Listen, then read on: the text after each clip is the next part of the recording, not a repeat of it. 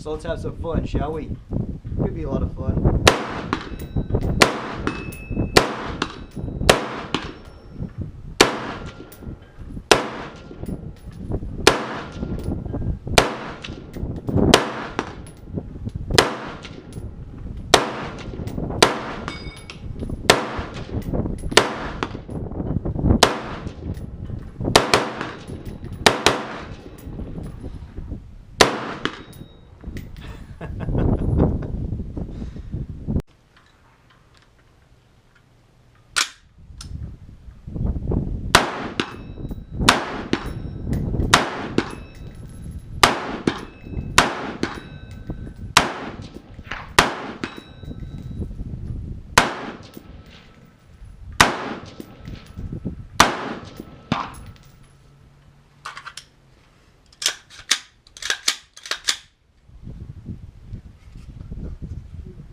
Hey guys, what's going on? Nick here with Gear Nut, and today I wanted to take and show you what the Klarus XT30R looks like mounted on a weapon. And the weapon I chose to mount this on is my Bushmaster XM15-E2S. It does have a little carry handle up here. It is a tactical variety rifle, I guess you could say. It's not fully automatic, it's a semi-automatic firearm, chambered in 5.56 .223. This is one of the first rifles like this I've ever purchased. I do have another one. That other one is chambered in 300 Blackout. And, I don't know. I kind of use this one for hunting a little bit more than the 300 Blackout. So, it is what it is. So, I do have, let's safety check this, because I know somebody's going to be like, hey, you safety check your firearms? So, let's drop that down and... there we go, safety checked. It is all free and clear, and I'm already turning my light on and activating it. So, I'll set that off to the side. The magazine is empty. I don't have this rifle loaded because it's on video.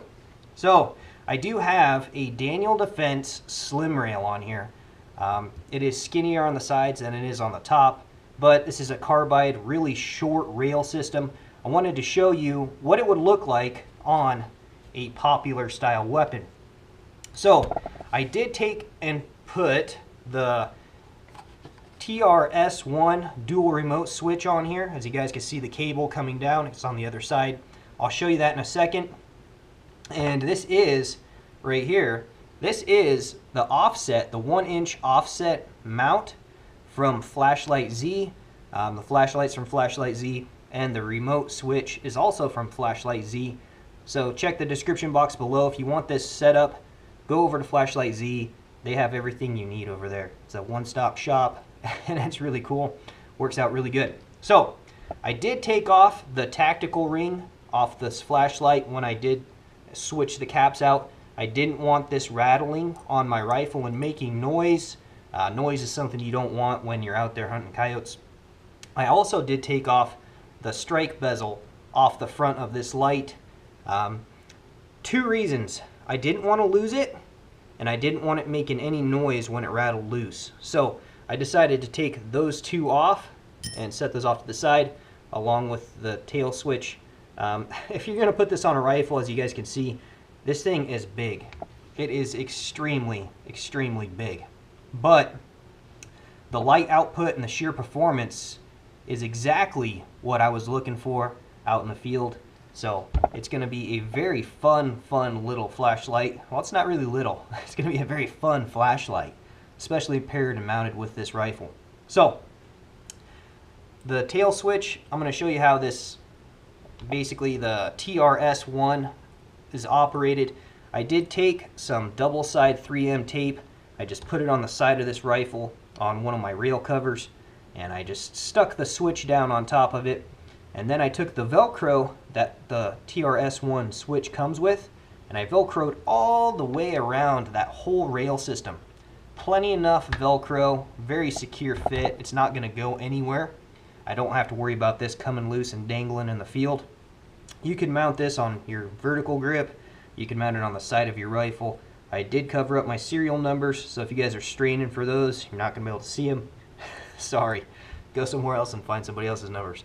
But On your light switch on your XT30R, your little strobe or low switch is going to be this flat portion on the TRS1. So you push that. I got it in tactical strobe mode right now. If you push and hold, it stays on. If you push it, it turns off.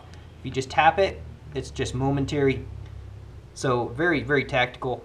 Your other switch, your instant turbo switch, is right here. Just momentary, momentary. If you push and hold that switch, it stays on. You just tap it, it turns off. That is extremely versatile, extremely useful. I can grab my rifle, I can reach both switches from my vertical grip, so it gives me a lot of options. One downside on a smaller rail system like this, the short carbide rail system, is going to be you're not really going to have a really good place to grab this. Your fingers are going to have to go underneath or around the whole setup. So having a vertical grip on here is going to be a good option for you.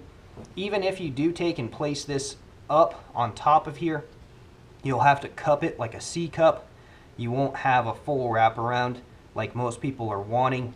So if you do have a longer rail system that comes all the way out to the end of your barrel, that would be a little bit more favorable. Just do not put this light bezel next to your muzzle brake right here. You know, that muzzle brake's going to have a lot of carbon and dust and everything coming out of it, and it'll make your light get dirty really quick. That's why I chose to mount it on this weapon and a little bit farther back so I can minimize some of that carbon buildup on that lens. So, as you guys can see, I do have the side switch on the module up top so I can see how much battery meter I do have. I can also use it to activate the light if I want to. Gives me options. It's always nice to have options. And down here on the bottom, I do have the charging port, and it's on the outside a little bit. So it's real easy to pop the charger on and charge it while it's still on the weapon.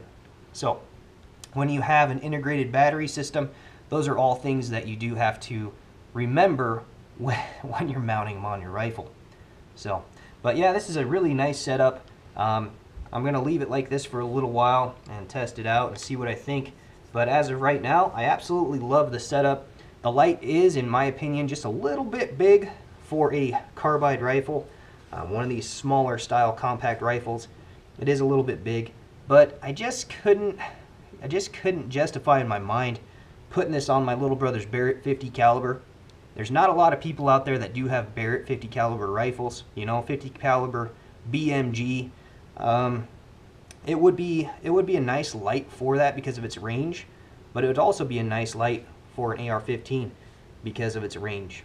So you could definitely identify targets, and you know, it's just a really, really fantastic, versatile light.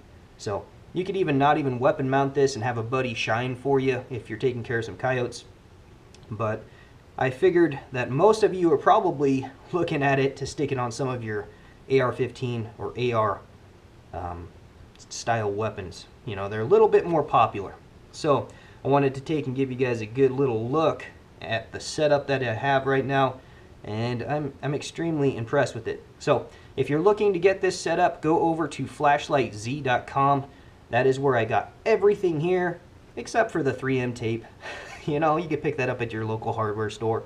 You could probably even use some electrical tape if you want to, or stuff like that. You know, anything to mount it to your rifle, however you see fit. But go over to FlashlightZ, help them out, check them out. You know, really good people over there. You know, it's nice to show some appreciation for that. You could take and mount this however you want to. I just did this for the video purpose. But if you are going to weapon mount with that 1-inch offset light mount, I would highly recommend you pick up some blue Loctite if you're going to be using it heavily, and Loctite all of the screws on there. That way the light doesn't try to fall off in the field. There is no blue Loctite on any of these screws on this mount, so make sure you pick some of that up and you stick it on there, and that way all the vibration from every shot you fire isn't going to back those screws out and you have a failure in the field. So, you know, that's something to think about. But other than that, fantastic light setup, really happy with it, and it looks pretty cool in my opinion. A little bit overkill, but sometimes overkill's nice. So that's what I got. Hope you enjoyed the video. If you enjoyed it, give me a thumbs up. If you guys like to see some more videos like this, let me know in the comment section below. And yeah, if you guys have anything else, hit me up in the comment section below. I'd love to see your comments. That's what I got. Hope you enjoyed the video. Later.